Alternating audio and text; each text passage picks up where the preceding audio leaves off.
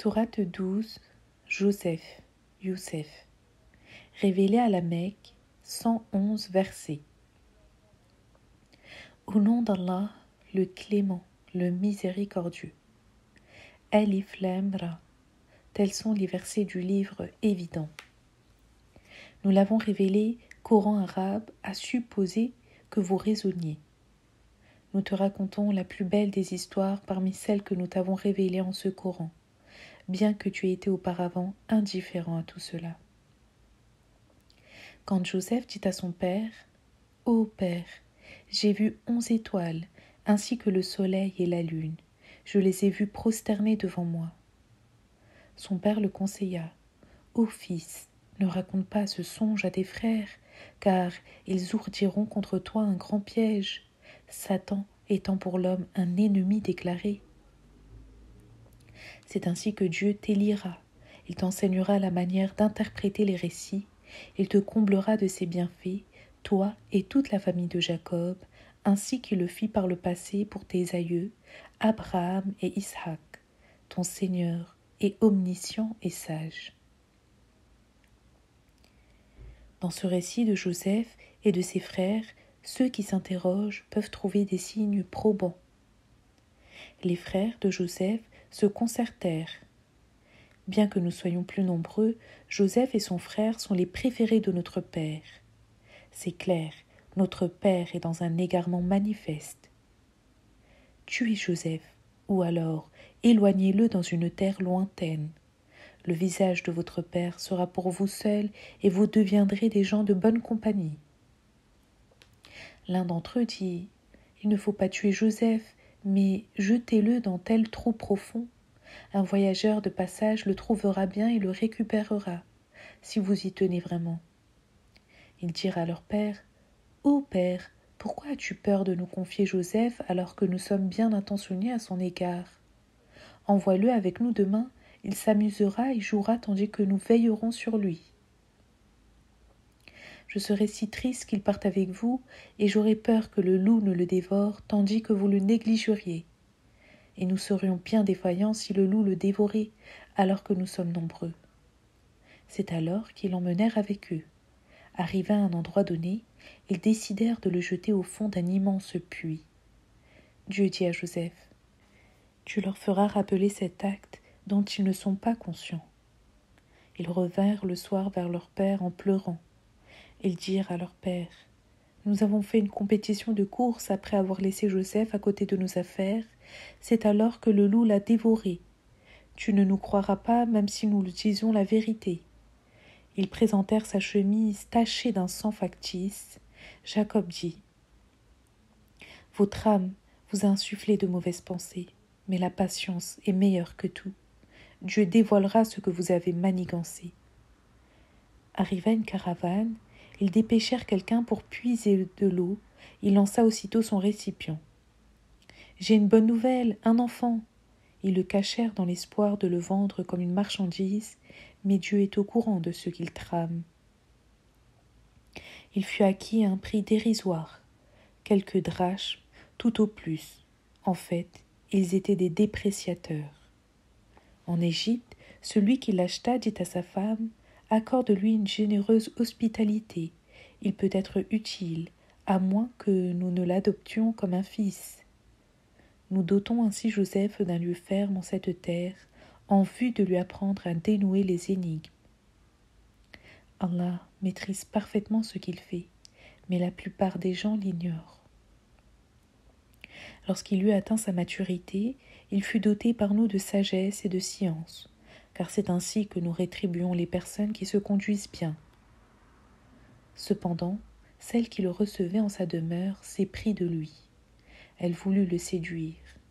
Elle ferma toutes les portes de la maison et lui dit, « Je suis à toi. » Joseph dit, « Que Dieu me protège, c'est mon maître, il m'a permis un bon asile, les injustes ne réussiront pas. » Elle le désira et lui aussi était tenté, sauf qu'il vit avec évidence la preuve de son Seigneur.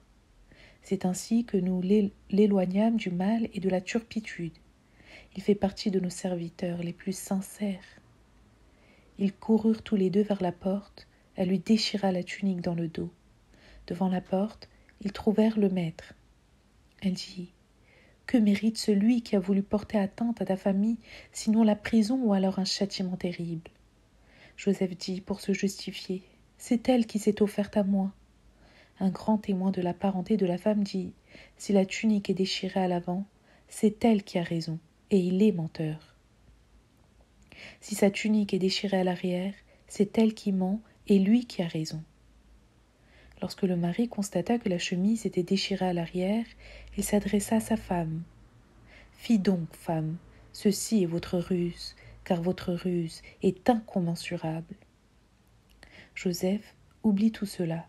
Quant à toi, femme, demande pardon au ciel, car tu as fauté. Les femmes de la cité dirent « La femme du puissant Al-Aziz s'est éprise de son valet. Il l'a rendue follement amoureuse de lui au point d'en être malade. Nous la voyons dans un égarement évident. » Lorsqu'elle entendit ces rumeurs malveillantes, elle s'organisa pour elle un banquet, les munit chacune d'un couteau. Après quoi elle demanda à Joseph de paraître devant elle. Lorsque ces dames le virent, elles demeurèrent éblouies, tandis que de leurs couteaux elles se tailladaient les mains. Elles dirent alors tout ensemble « Grand Dieu, ce n'est pas là un être ordinaire.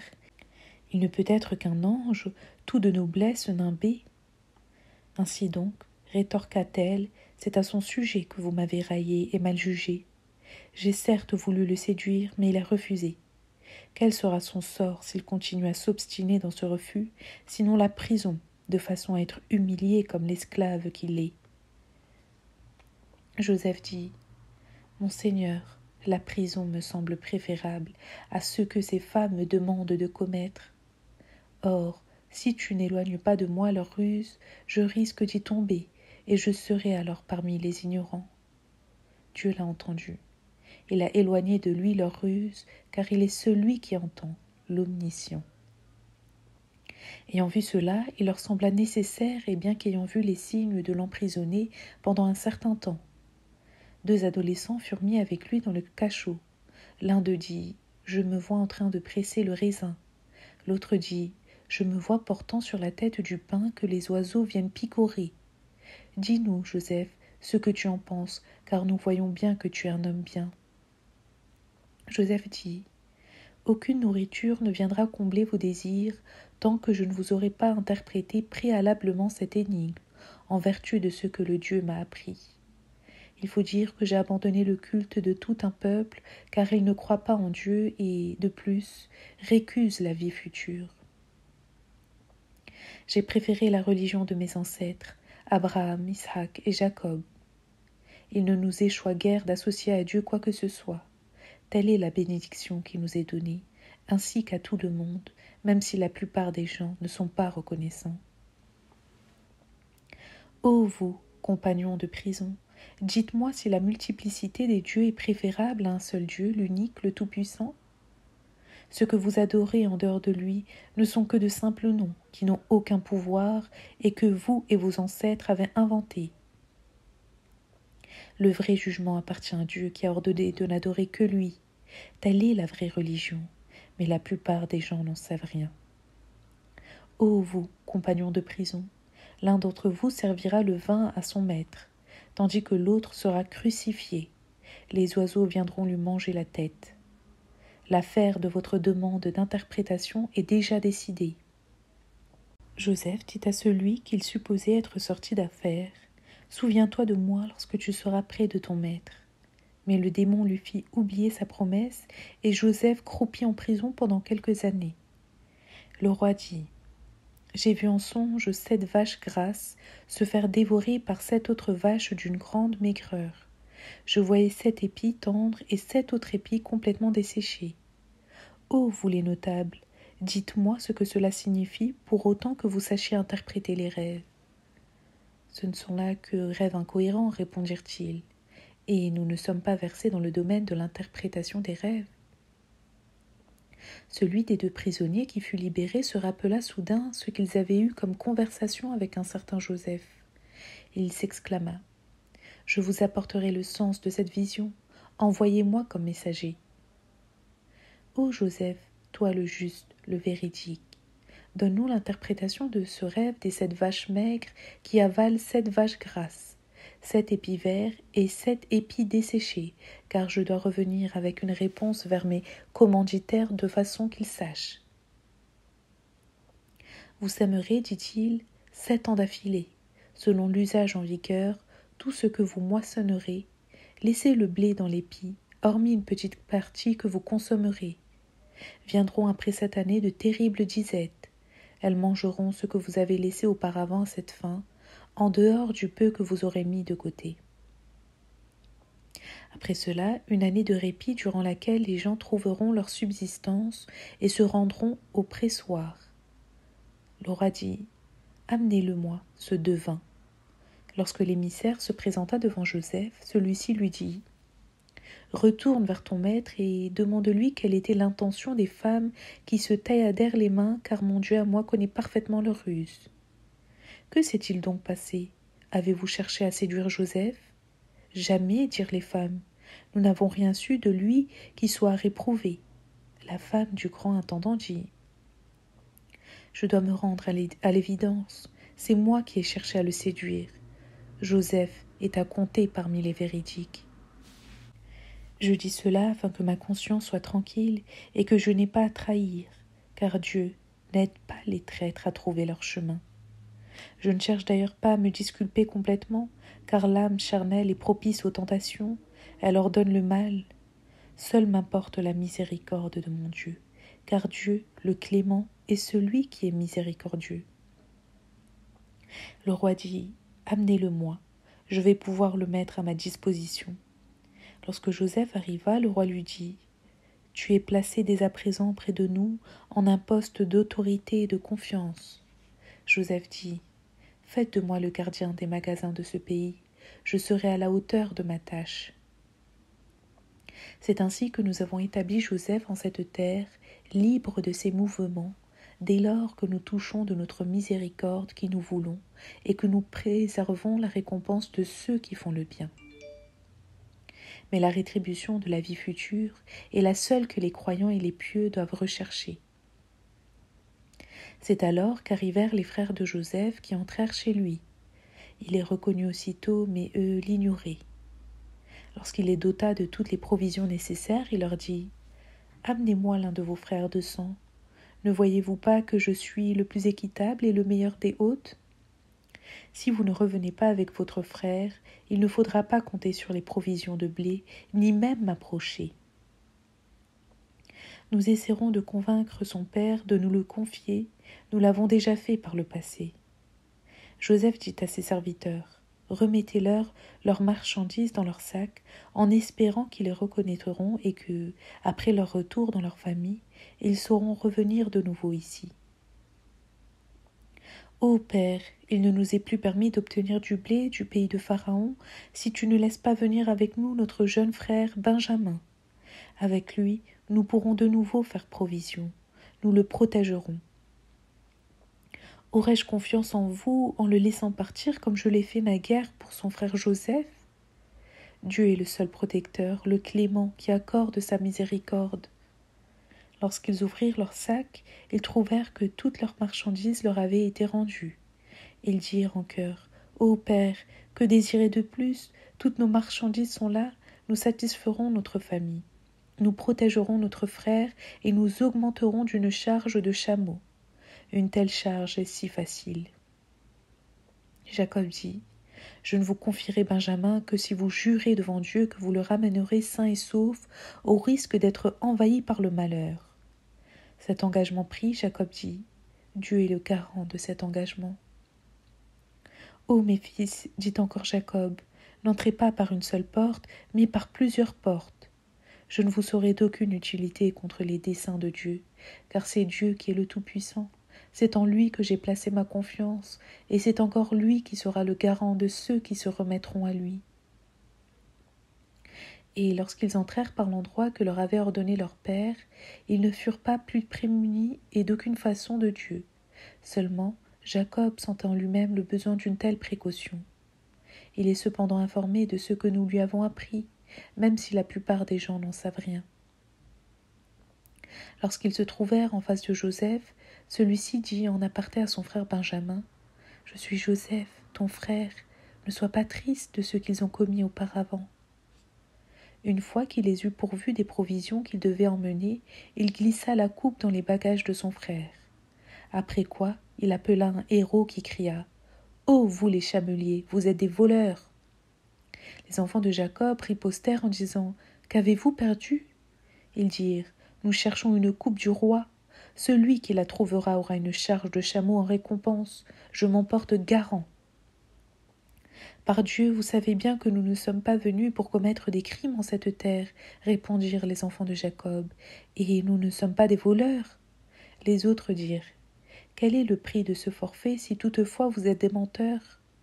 Celui qui a volé la coupe et qui l'a mise dans son sac sera remis en gage pour ses méfaits, car tel est le prix que nous réservons aux injustes. » Joseph entreprit de fouiller les besaces des autres frères avant de finir par celle de Benjamin.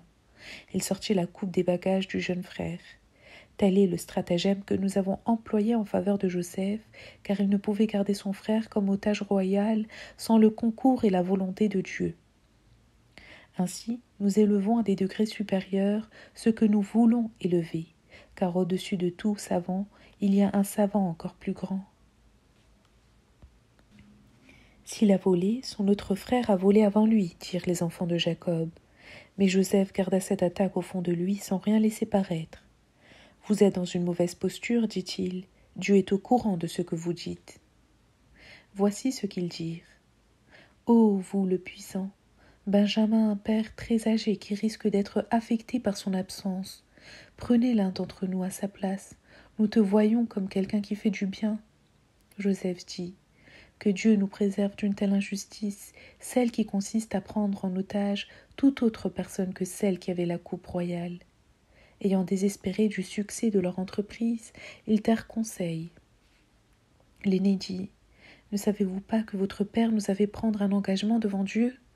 D'autant plus que nous avons abandonné Joseph auparavant. Je resterai dans ce pays tant que mon père ne m'aura pas autorisé à le quitter, ou qu'Allah n'aura pas décidé pour moi. Il est le meilleur des juges. Revenez donc vers votre père et dites-lui que son fils a volé. Nous ne témoignons que de ce que nous savons, mais de l'inconnaissable, nous n'en sommes point garants. D'ailleurs, interroge la cité où nous étions, ainsi que la caravane avec laquelle nous sommes revenus. Nous sommes vraiment sincères. » « Bien au contraire, dit Jacob, votre âme vous a soufflé de mauvaises actions. Mais patience et longueur de temps, peut-être Dieu me les ramènera-t-il tous les deux. Il est omniscient, le juste. » Il se détourna d'eux et dit : « Ô tristesse, ô Joseph !» tandis que ses yeux blanchissaient de tristesse et de contrition. « Par Dieu, dirent-ils, tu ne cesseras donc point de te rappeler Joseph au risque de souffrir de contrition et de peine ? Je me plains seulement à Dieu de ma tristesse et de ma peine. Je saurai de Dieu ce que vous ne savez point. Ô mes fils, allez à la recherche de Joseph et de son frère. Renseignez-vous et ne désespérez pas de Dieu, car seuls les mécréants désespèrent de la bonté de Dieu. » Lorsqu'ils pénétrèrent le lieu où se trouvait Joseph, les frères dirent : « Ô puissant, le malheur nous a atteints comme il a atteint notre famille. Nous voilà avec une marchandise de peu de valeur. Essayez d'avoir la main généreuse et faites-nous une aumône. Dieu récompense ceux qui s'en acquittent. » Il leur dit : « Ô vous les ignorants, n'avez-vous pas conscience du mal que vous avez fait à Joseph et à son frère ?» Ils dirent alors : « N'es-tu pas Joseph ? » ?»« Si, je suis Joseph, répondit-il, et celui-ci est mon frère. Dieu nous a accordé sa bénédiction, car il est bienveillant avec celui qui le craint et qui patiente. Dieu ne dilapide jamais le bien des hommes bons. Par Dieu, Dieu te préfère à nous, mais nous étions dans l'erreur. Aucun reproche à vous faire aujourd'hui, dit Joseph. Dieu vous pardonne, car il est le plus miséricordieux des miséricordieux. Repartez avec cette tunique qui m'appartient, mettez-la sur le visage de mon père, et il recouvrera la vue. Après quoi, amenez-moi toute votre famille. » Dès que la caravane eut quitté le pays, leur père dit : « Je sens l'odeur de Joseph, à moins que vous ne me preniez pour quelqu'un qui délire. » Et lui dirent : « Par Dieu, te voilà encore avec tes vieilles lubies. » Quand le porteur de bonnes nouvelles arriva, il lui mit la tunique sur le visage, ce qui lui rendit la vie aussitôt. Jacob dit alors, « Ne vous avais-je pas dit que je sais de Dieu ce que vous ne savez pas? Ô Père, demande pour nous pardon à Dieu pour avoir péché. Nous étions décidément dans l'erreur. » Je demanderai son pardon à Dieu. Il est celui qui pardonne. Il est le miséricordieux. Lorsqu'ils entrèrent chez Joseph, celui-ci leur fit bon accueil en recevant père et mère. « Entrez et installez-vous en toute sécurité en Égypte, leur dit-il, si Dieu le veut. » Il mit ses parents sur le trône. Ils se prosternèrent immédiatement devant lui. Joseph dit, « Ô Père, voici l'explication de ma vision de jadis. Dieu l'a réalisée lorsqu'il m'a bien traité et sorti de prison. Il vous a ensuite emmenés du désert après que le démon nous eut séparés, mes frères et moi. Mon Dieu est magnanime quand il le veut. Il est l'omniscient, le sage. Ô Seigneur, tu m'as doté de pouvoir, tu m'as enseigné l'art d'interpréter les récits. Ô Créateur des cieux et de la terre, tu es notre maître en cette vie comme dans la vie future. Fais en sorte que je décède parfaitement soumis à ta volonté et que je rejoigne les justes. » Tels sont les récits relevant de l'inconnaissable et que nous te révélons même si tu n'étais pas des leurs au moment où ils ourdissaient leur méchanceté. Mais la plupart des gens, quel que soit ton souhait, n'y croiront pas. Tu ne leur demandes aucune rétribution pour cela. Ce n'est qu'un rappel à l'intention de tout l'univers. Combien de signes manifestes, tant au ciel que sur terre, auprès desquels les gens passent en se détournant. La plupart d'entre eux ne croient en Dieu qu'en lui associant d'autres dieux. Sont-ils sûrs qu'un éventuel châtiment divin ne les enveloppera pas ou que l'heure dernière ne les saisira subitement au moment où ils s'y attendront le moins? Dis, telle est ma voix. En toute connaissance, j'appelle dans le chemin de Dieu moi-même et ceux qui me suivent. Gloire à Dieu, je ne fais pas partie de ceux qui associent d'autres dieux à Dieu. Et nous n'avons envoyé avant toi que des hommes venus des cités auxquelles nous avions révélé nos livres. Ceux d'aujourd'hui n'ont-ils pas couru la terre pour constater comment en terminer ceux d'avant? La demeure de la vie future est meilleure pour ceux qui ont cru. Ne comprenez-vous pas? Jusqu'au jour où les envoyés désespèrent de faire fléchir les hommes et crurent qu'on allait les tenir pour menteurs. C'est alors que nous leur octroyâmes notre victoire, et ceux que nous voulûmes sauver furent sauvés. Notre colère ne sera pas repoussée par le peuple coupable. L'histoire des prophètes est riche d'enseignements pour ceux qui sont sensés. De telles histoires ne sont pas inventées, mais elles sont une confirmation de son pouvoir, une vraie démonstration de toute chose. Grâce et miséricorde pour un peuple qui croit.